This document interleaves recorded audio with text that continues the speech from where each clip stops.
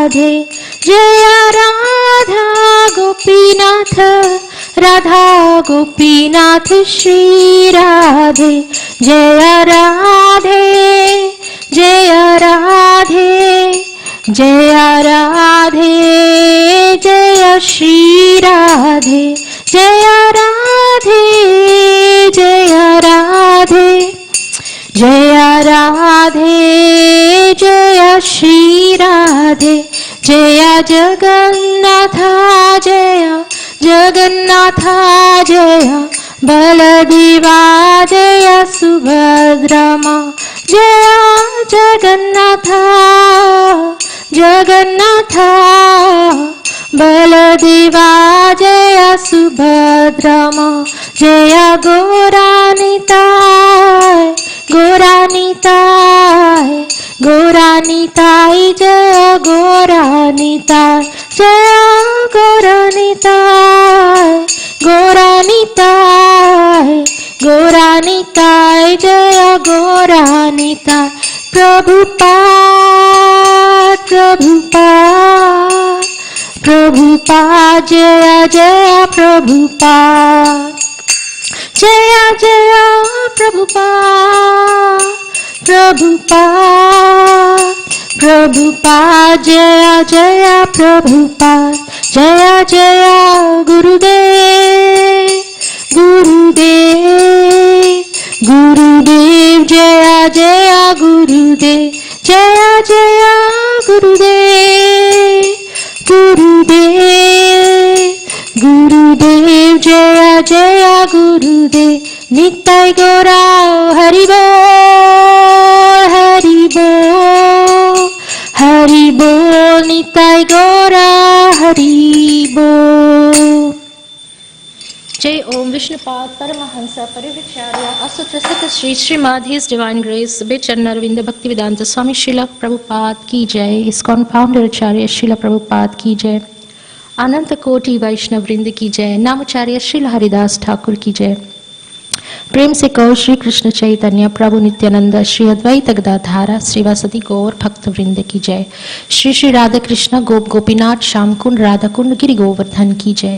वृंदावन धाम की जय। मथुरा धाम की जय। नवदीप धाम की जय। श्री जगन्नाथ स्वामी की जय। यमुना माई की जय। श्रीमती तुलसी देवी की जय। सामवेद भक्त वृंद की जय। निताई गौर Premanandi. All glories to the assembled devotees, Hare Krishna. All glories to the assembled devotees, Hare Krishna. All glories to the assembled devotees, Hare Krishna. All glories to Shri Guru and Gauranga. Srila Prabhupada की जय। Srila Gurudev की जय।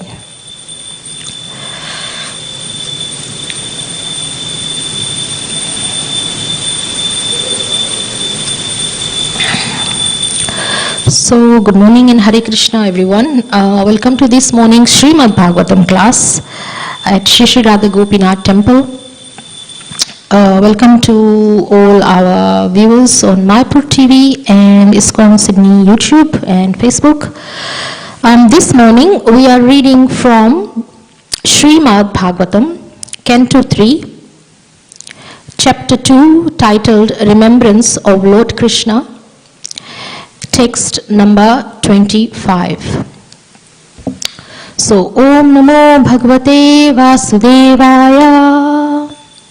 Om Namo Bhagavate Vasudevaya. Om Namo Bhagavate Vasudevaya. Om Namo Bhagavate Vasudevaya. Om Namo Bhagavate Vasudevaya. Om Namo Bhagavate Vasudevaya.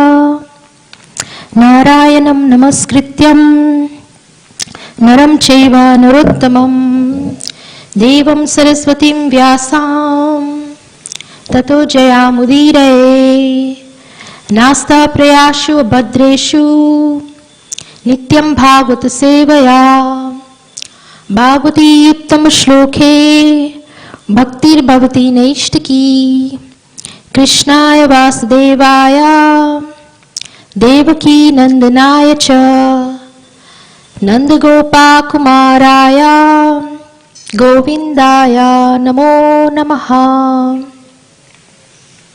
So text number 25.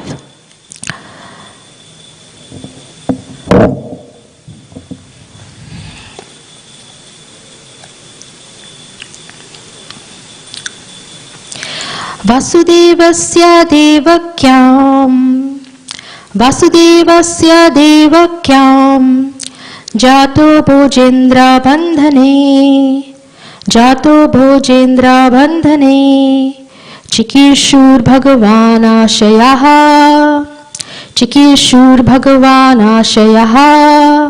shamajena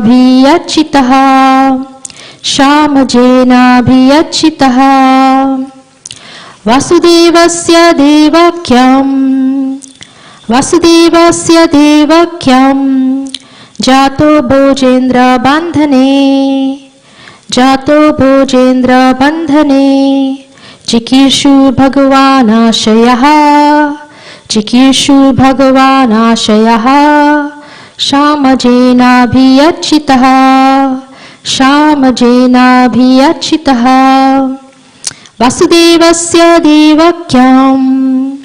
Vasudevasya vakdevakyam jato bhojendra bandhane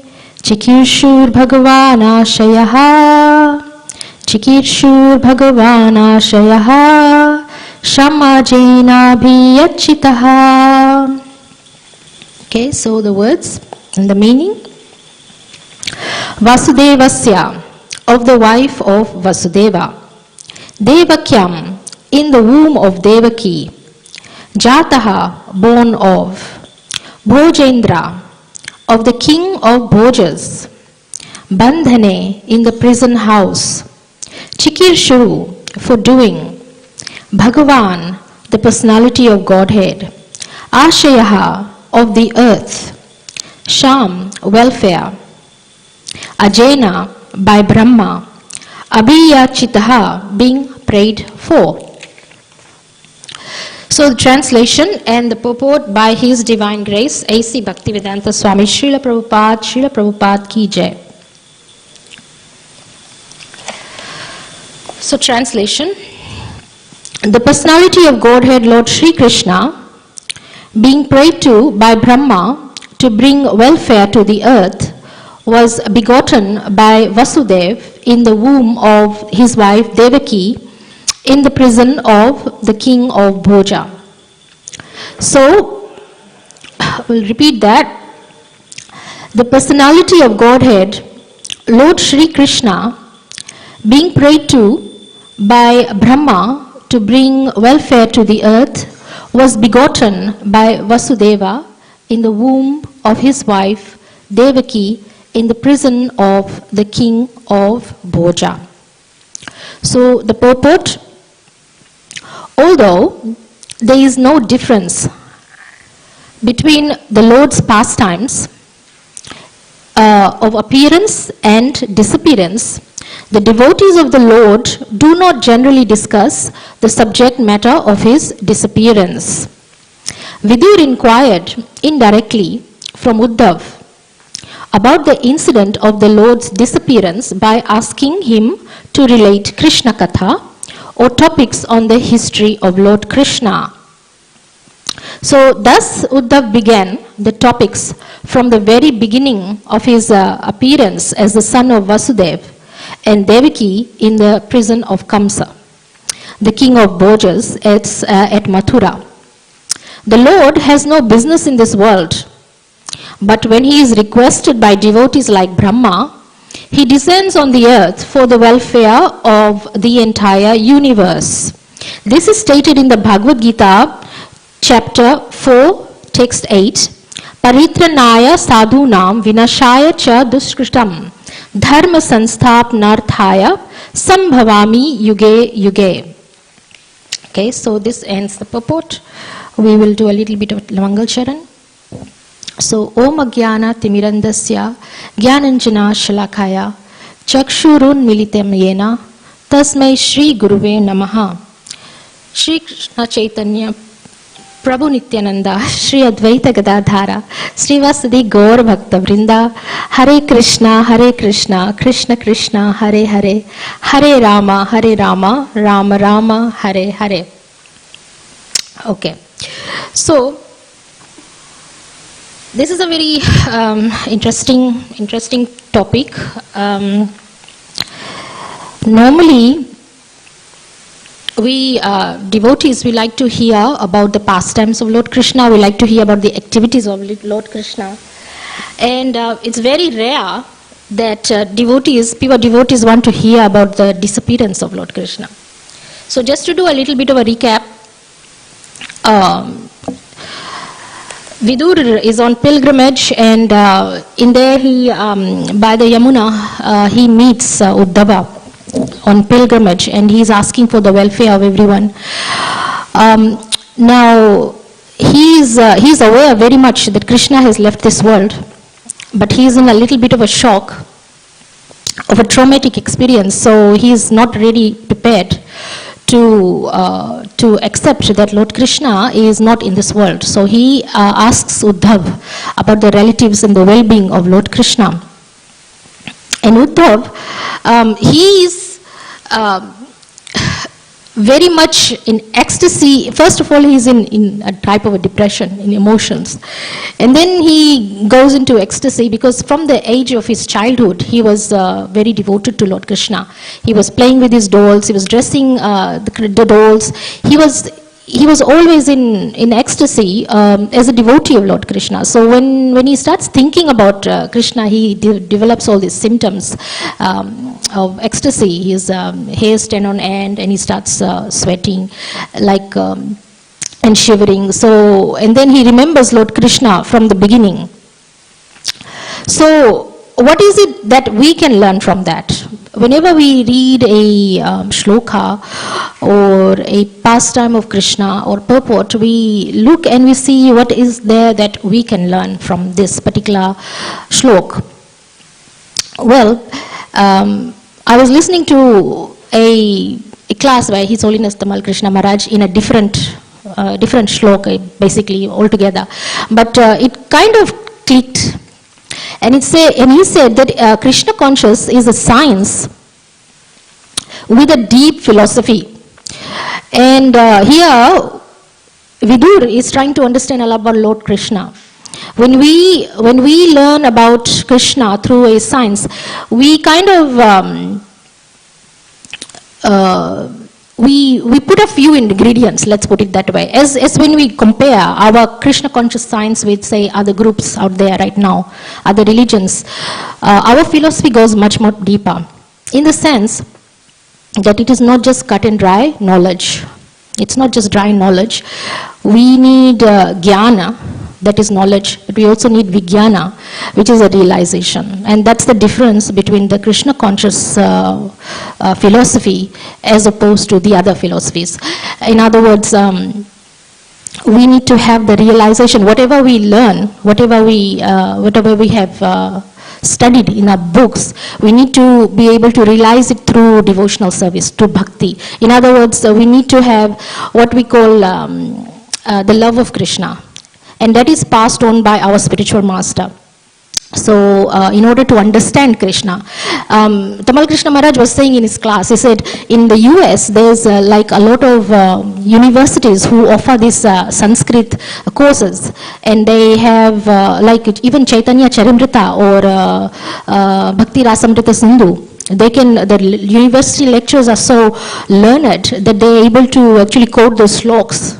And texts they can quote, but the difference with them and a devotee is that they didn't understand the basics of the very essence of these Vedic scriptures, in the sense that we are the soul, we are not the body. They don't understand that. The reason for that is because they are not practicing devotional service, and the realization is not there. So in order to understand our deep philosophy, we need to be practicing bhakti yoga, or we need to be in Krishna conscious, or we need to have the realization. The realization obviously comes from the blessings of a spiritual master, and it needs to be realized in the sense. There's a shlok that Lord Brahma, he recites in the Brahma Samhita. Premanjana churita bhakti vilochalena santa sadaiva hidayeshu vilokayanti yam shama sundaram achintya guna swarupam govindamadi purusham tamamham bhajami. Now we need to have the salve of love smeared on our eyes. So we don't literally go and rub our eyes with some kind of ointment, but we need to be able to see Lord Krishna in a loving sense. Now we could love Krishna in the five senses, like in the one of the five ways. We can be neutral, we can want to be Lord Krishna's tree in Vrindavan, Goloka, or we could try to be his servitor, just like Lord Krishna's servitor, his charioteer. Who is his charioteer? Who is Lord Krishna's charioteer? Daruka, yes. So he's a servitor. So we could be something like that. We could be aspiring to be his friend, like who's his friend? Sridham, Subal, or his roly-poly fat friend Madhumangal. We could aspire for that. We could be one of the elderly gopis, or aspire to be one of the elderly gopis or gopas, or his parents, Nanda Maharaj, Yashoda Mai, or his aunties or uncles. These are putting the salve of love through the eyes of a parent, or ultimately in the conjugal relationships like the gopis. Now, this is very much required. Like I was saying, in the deep philosophy of Krishna consciousness, we need, the salve of love is very important in order to be able to understand Lord Krishna and in order to apply. So here, Vidur is asking Uddhava about the activities and pastimes of Lord Krishna, and Uddhava is relating it through the salve of love. He is so emotional, so ecstatic. Actually, he's already a liberated soul. He doesn't need to practice what we are practicing, obviously. But we need to be able to aspire to this in order to understand Lord Krishna. So, the reason why do we want to actually take up Krishna conscious, obviously, is to be able to avoid the repeated birth and death. In this Dukhalayam Avasthitam, which means in the state of misery. That is really the whole point. We need to be able to stop the once and for all. In order to do that, it's actually very hard, because we could go through the processes of chanting, of bhakti, but the important thing is to make sure that we make up our mind once and for all. Make up our mind once and for all that this will be the last birth. And then only is a Krishna conscious and bhakti effective. If we are like, okay, we'll make it to the, I've heard some devotees this week, okay, next life will come as a, you know, a child of a devotee, or next life we will come as that, or I'll see you in next life. So the conviction that this is going to be a last birth is not really there. And it is actually a difficult state to obtain. Even I can't say, okay, this is going to be my last birth. Because there's too many maybe past karmas to work through, or obstacles, or you just not there. You don't think that you're like. But according to the class of Tamal Krishna Maharaj, he said, each one of us is our responsibility to make up our minds once and for all that this will be the last birth. So then in order to do that, we have to understand our philosophy with the sense of realization. And that realization comes through devotional service under the guidance of a spiritual master. So let me see what else I've got here. Right, so there's this thing about getting the gyan. And when we actually in the morning when we recite, we say that it is an offense to be inattentive while chanting, right? It is an offense to be inattentive while chanting. So, in order to expand that a little bit more, one who listens to the Bhagavatam also, or the message by the spiritual master, as we know, the books have been translated, the ones we are reading are by Srila Prabhupada. So this is a message from Srila Prabhupada himself. So if we are inattentive while listening to even the Bhagavatam, then it can be a offense. This is according to Tamal Krishna Maharaj, and it was like a revelation, like the light just blinked. Like when we chant, we are inattentive, but we could also be inattentive while listening to the Bhagavatam or the Bhagavad Gita. And that actually is an offense as well, because we are not listening to the words, the message of the spiritual master. And in that he also added that if Srila Prabhupada asked us to do a service and we don't listen to that, that is also inattentive, and that is also an offense. So that was very nicely and clearly stated by Tamal Krishna Maharaj. And this is what Uddhav was trying to relate to Vidur, the activities and pastimes of Lord Krishna. So when these activities and pastimes of Lord Krishna was being related, the idea is to be able to listen attentively. And so one of the things he was saying, let me skip to my other notes actually. While we are listening, of course, the spiritual master is being pleased with his disciple, and he blesses him with all understanding. So we, in order to get the understanding, we need the blessings. As we recite in the morning, Yasya Prasada, Bhagavat Prasado, Yasya Prasada, Nagatiku, Topi. So these are the blessings that we need in order to understand the philosophy, in order to be able to understand Krishna. So it is a whole process. Let me just continue. There's a lot of stuff that I wrote early this morning after Mangalarti.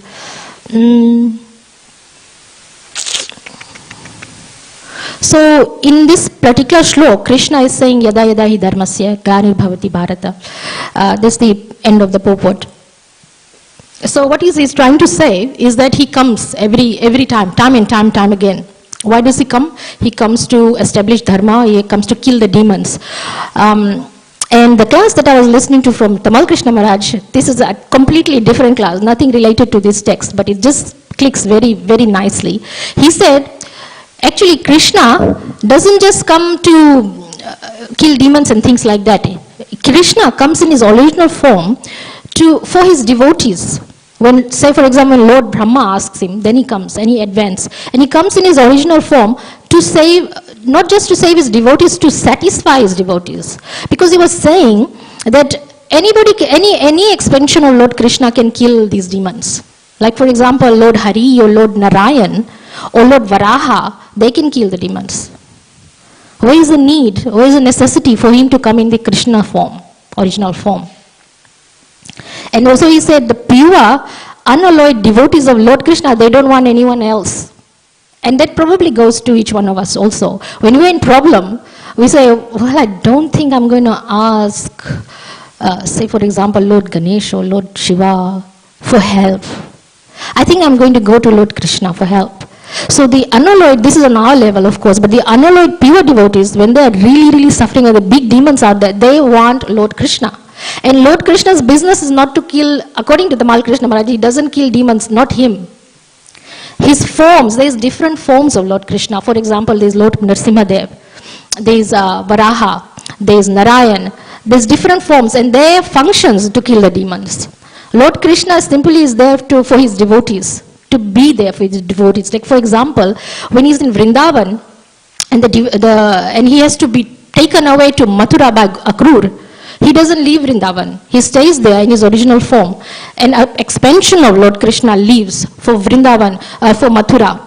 But the original Krishna, he remains in Vrindavan. Even though the gopis can't see him, he's disappeared. So where is the original Krishna?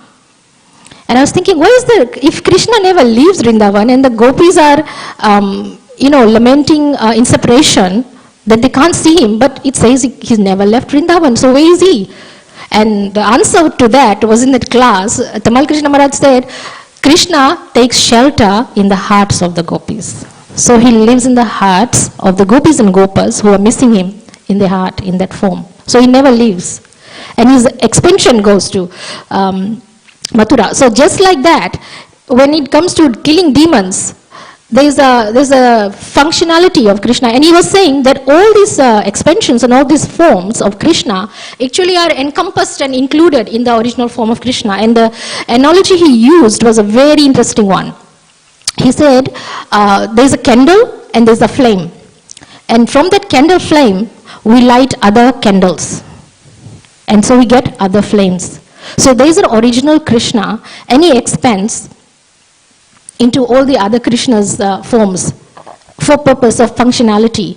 And they're the same Krishna, but their function is different. And the only difference is that there is an original Krishna, the original flame that we use to expand all the other flames. So it said the original Krishna remains in Vrindavan, the original flame. The expansion of that goes to Mathura. There are other plenary portions. So when it comes to killing the demons, he said the original Krishna has got no business killing. He is not into it. He doesn't have to do it. Varaha can do it. And that was what he was talking about. And I was like, this is very interesting. And it was the same doctrine that Chaitanya Mahaprabhu presented when we read the Chaitanya Charitamrita. Achintya Veda Veda Tattva. Which means that Lord Krishna is the same simultaneously and different at the same time. In other words, he remains in his original form, but he's different. He takes a different form for different functionalities. But he's still the same. The potency of Krishna remains the same. Just like the flame is divided into different flames, right? We take one candle, we light another candle, we light another candle. All the flames will have the same potency of the fire. So the potency never loses. So each one of those, the forms will still have Lord Krishna's potency. But the original remains the same. So when Krishna comes down, all the forms of those functionalities are within him. And when he's killing the demons, one or the other one does the job, so to speak. So that was another interesting thing I came across. And the reason he does this is obviously his activities are not mundane, they're all transcendental. And he does that, when he left his body, he did two things. He obviously went in his original form, and the other one, he left a mundane body behind for the atheists to think that he's only a material guy. He's not original Krishna. So when I was thinking, why does he do that? And then the answer was, well, Krishna can do anything. He can leave behind any kind of bodies. He can take, it's his wish, he can do anything and everything. So that was the disappearance or the functionalities, and the reason why he comes down is to satisfy his devotees. And he also, since he came like 5,000 years ago, and he also came 500 years ago, he came in his original form as Lord Krishna and Lord Chaitanya Mahaprabhu. And he also said that he's going to be present not only just as Krishna. He's going to be present in his deity form, and he's also going to be present in another form, which is very interesting, which we relate to if we are initiated or we've taken shelter. Can anyone say which other form that is? Other than deity and other than Krishna form? Guru, yes, the Guru Tattva. Guru Tattva is the servitor of Lord Krishna. So Lord Krishna is actually in the form of the Guru as well, which is very, very interesting. That's a good answer. Yes, so the Guru Tattva, which is the absolute truth. And so when we look at the Guru, or when we look at the deity, we don't just simply think, okay, well, this is stone made out of, say, earthen, materials. We have to look at it as in a transcendental form. And the same goes for our Guru as well. Our Guru's body is not material, it is transcendental.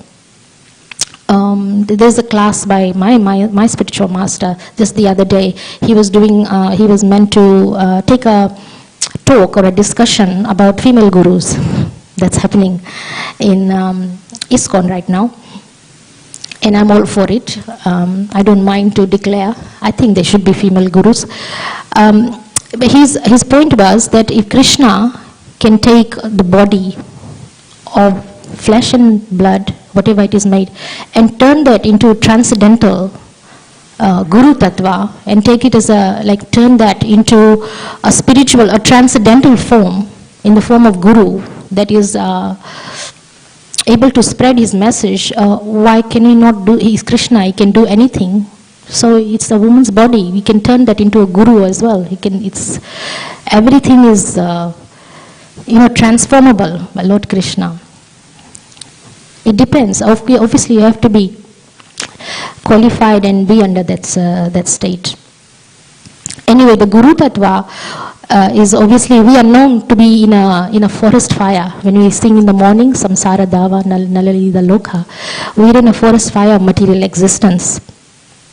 And when we are in the forest fire of material existence, the Gurus, they bring about the rain, because we can't really put out the fire with a few buckets of water. Nor can we call the fire brigade and get rid of the huge forest fire. We need the rain. So a Guru is actually compared to somebody who is definitely like the rain cloud. The Guru is just like the rain cloud, and he rains down on the forest fire and puts it out.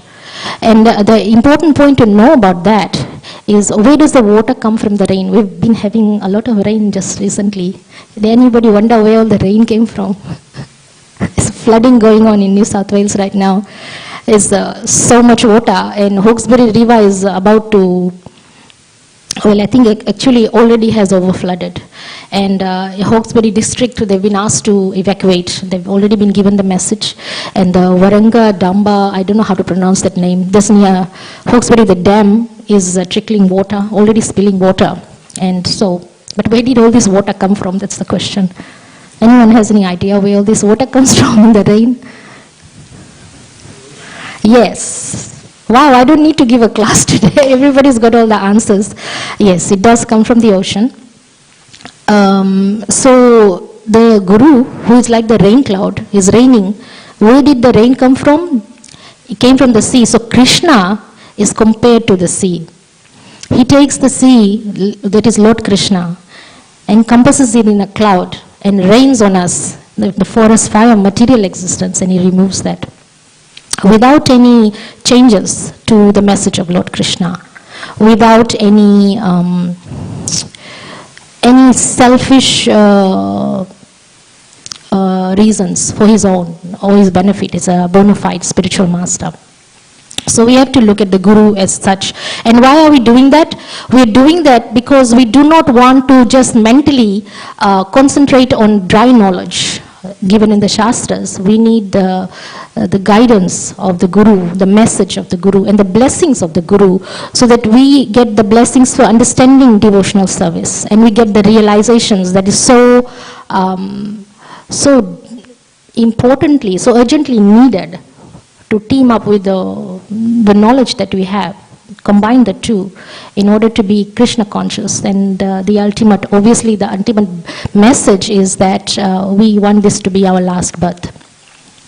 In that sense, we have different kinds of Vaishnavas, and some of them, they want different kinds of liberation. They want to be, we've heard there's a 4 or 5 kind of liberation. We want to have the same body as Krishna, or we want to live on the same planet, Vaikuntha planets. There are different kinds of liberation. But a pure devotee, a pure devotee doesn't even want the Vaishnava liberation. They don't even want that. They want, they just want service. They don't really want that any kind of liberation. Obviously, the materialists, they want to merge into Brahman or something impersonal like that. They don't even know about liberation. So a pure devotee would always want to be of service to Lord Krishna. I'm not sure where you are, but the way to gauge each one of you, where you are, or what stage of Krishna conscious you are, how do you actually gauge? Maybe I should ask this question, because everybody has got the answers today. How do you gauge the level of Krishna conscious in you? How do you know how far you've gone? How far you've gone in Krishna consciousness? There's a very good shloka quoted by Rupa Goswami, which I can find in my Chaitanya Charimrita, if I can give me time, and I'll give you some time to think about how you can gauge your level of Krishna consciousness where you are. Anybody? Chaitanya Charimrita, where is my Chaitanya Charimrita? Is it this one?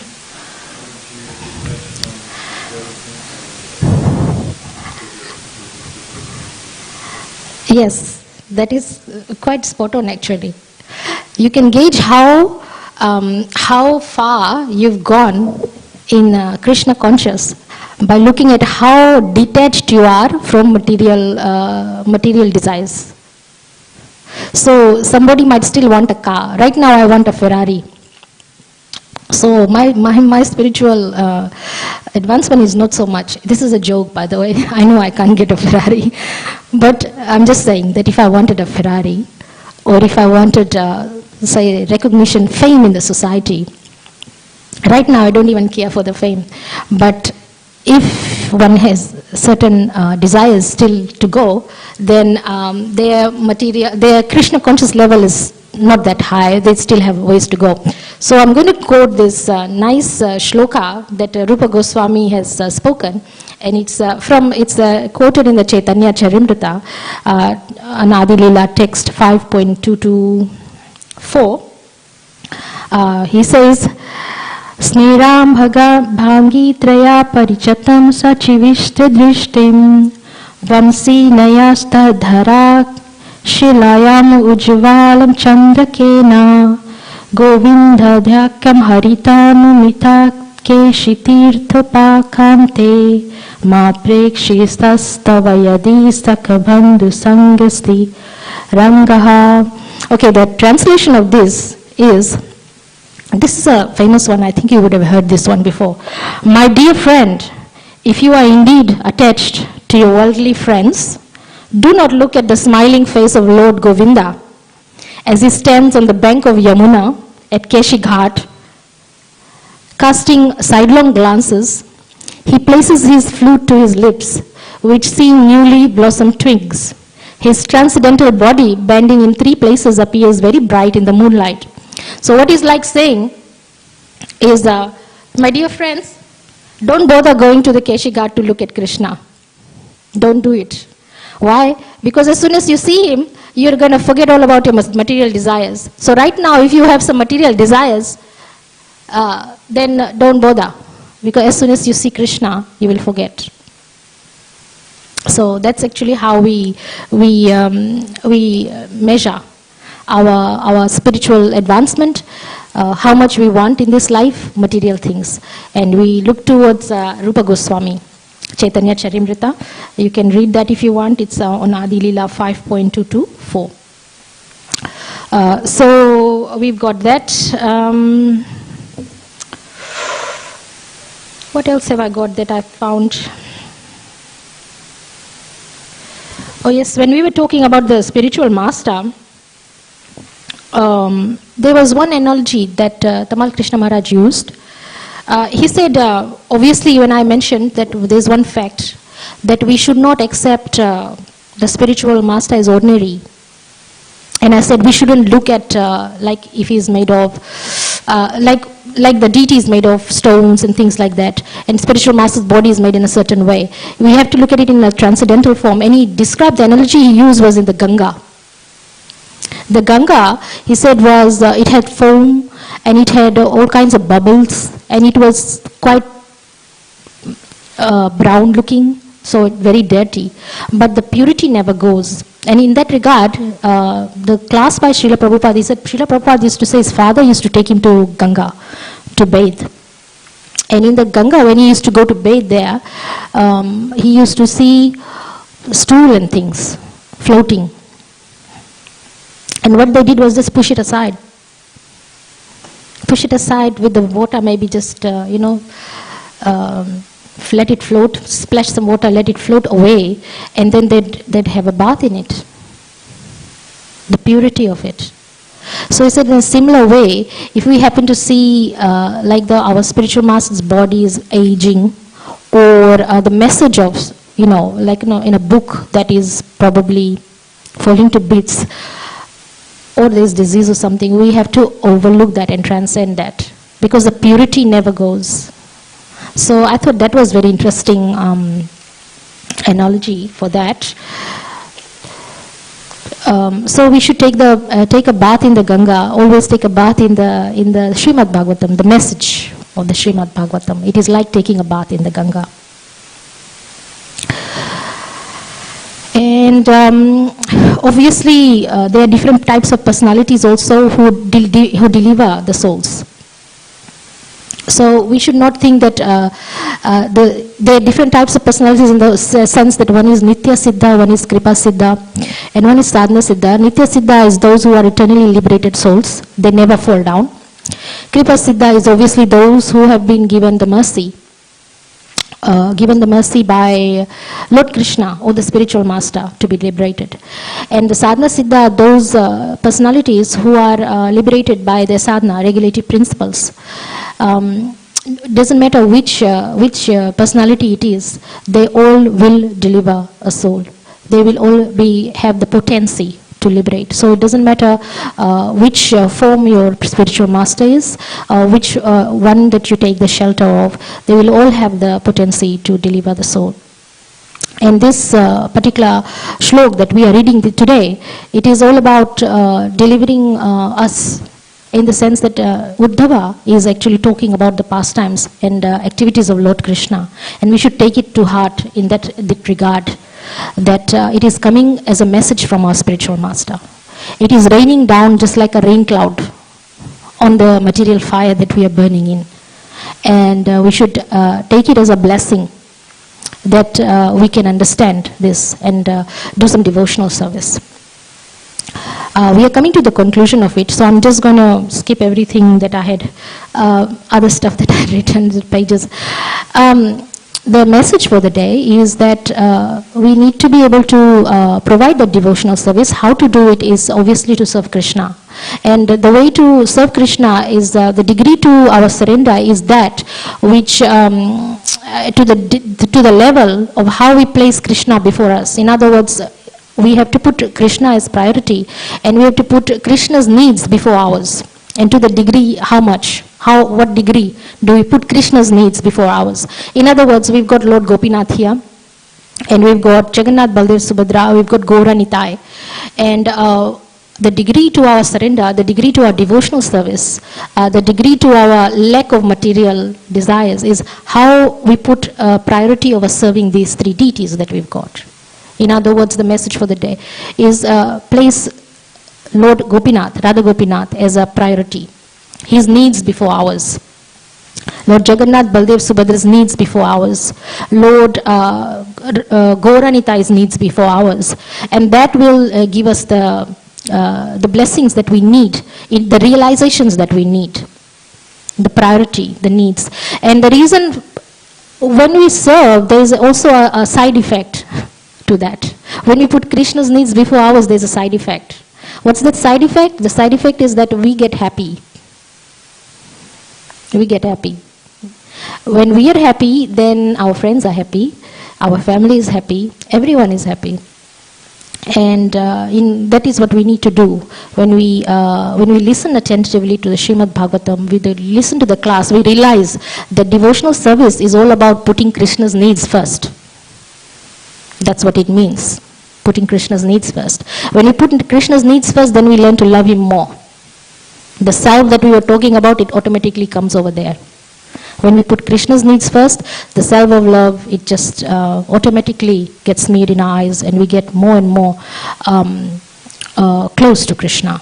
Our relationship matures when we put Krishna's needs before ours. And so our job, because we are in this level, Krishna is our deity, Radha Gopinath. So we have to do that, serve Radha Gopinath. Okay, so that will conclude our class for this morning. Thank you for listening.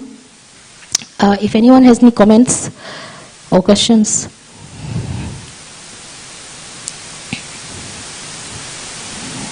Okay, no? Right, Granth Raj Srimad Bhagavatam Puran ki Jai.